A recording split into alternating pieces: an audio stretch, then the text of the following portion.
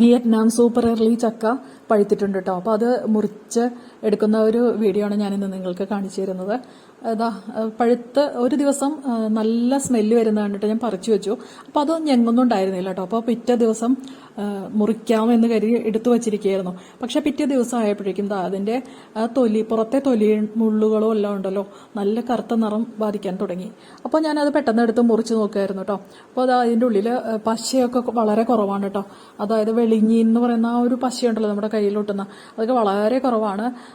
മുറിച്ചെടുത്തിട്ടുണ്ട് കേട്ടോ. നല്ല സ്മെല്ലും നല്ല ടേസ്റ്റുമാണ് കേട്ടോ. വലിയ ചുളകളൊന്നുമല്ല, ചെറിയ ചുളകളാണ്. അപ്പോൾ നമുക്ക് ഇതിനകത്ത് നല്ല ഭംഗിയുണ്ട് കാണാനായിട്ട്. നല്ല ഓറഞ്ച് കളറാണ് കേട്ടോ. നല്ല മധുരമുണ്ട്. നമ്മുടെ വീട്ടില് ഒരു 4 പേരുള്ള ഒരു വീട്ടില് അതെല്ലാവർക്കും ഇഷ്ടം പോലെ കഴിക്കാനായിട്ടുള്ള അത്രയും ചക്കച്ചുളകളും ഉണ്ടായിരുന്നു കേട്ടോ. അധികം വലിപ്പമൊന്നുമില്ല, ചെറിയ ചുളകളാണ്.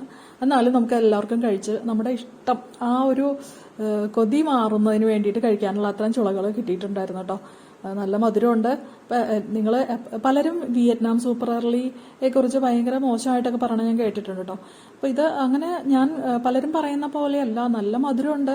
പിന്നെ ഇതിന് പ്രത്യേകിച്ച് ബാധിക്കുന്ന ഒരു അസുഖം എന്ന് പറഞ്ഞാൽ ഒരു കരിമ്പൻ പിടിച്ച പോലെ ചില സമയത്ത് ചില ചക്കകൾക്ക് ഉണ്ടാവാറുണ്ട്. അപ്പം അത് നൈട്രജൻ, ഫോസ്ഫറസ്, പൊട്ടാഷ്യന്റെ അഭാവം കൊണ്ടാണ് എന്നാണ് പറയപ്പെടുന്നത് കേട്ടോ.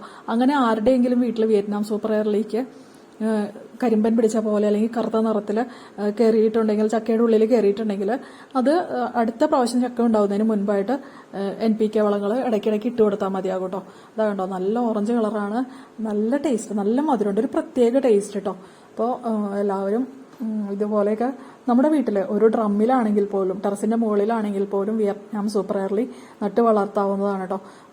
ഏത് സമയത്ത് വേണമെങ്കിലും ഇതിൽ ചക്ക ഉണ്ടായിക്കൊണ്ടിരിക്കുന്നുണ്ടല്ലോ. പ്രത്യേക കാലാവസ്ഥയൊന്നുമില്ല. ഇപ്പോൾ ഒരു ചക്ക ഉണ്ടായി കഴിഞ്ഞു, ഉടനെ തന്നെ അടുത്ത ചക്ക ഉണ്ടാവും. ഇങ്ങനെ സ്ഥിരമായിട്ട് ഉണ്ടായിക്കൊണ്ടിരിക്കുന്നുണ്ട് കേട്ടോ.